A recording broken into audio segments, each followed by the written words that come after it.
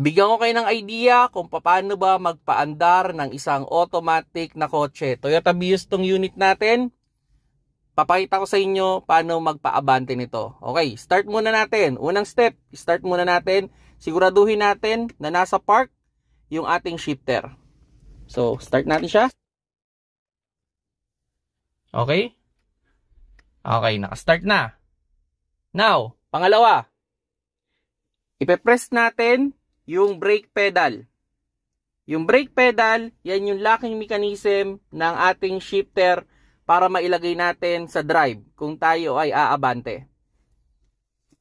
Okay? So, naka-drive na tayo. Now, disengage natin ang ating handbrake. Okay. Pag tinanggal ko yung paa ko sa brake pedal, kung nasa pantay akong kalsada, aabante na yan ng dahan-dahan. Unfortunately, nasa medyo paahon tayong kalsada.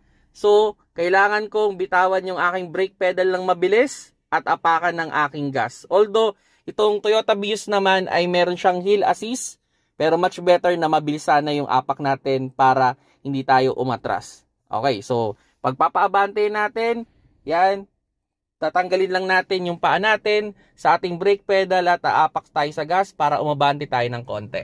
Ayan. Yun, ayan, umabante na mga paps. O, diba? So, ganun lang mga paps, yung pagpapaandar ng isang automatic na kotse. Sa pagpapatay naman ng automatic, okay, pwede nating ilagay yan sa neutral. Engage natin yung handbrake. Then, tanggalin natin yung paa natin sa preno. Okay? Sure natin na hindi na umatras yung sasakyan. Press natin ulit yung ating preno. Then, tsaka natin ilagay sa park yung ating shifter. Then, pag nakalagay na yun sa park, pwede na natin i-off yung ating makina.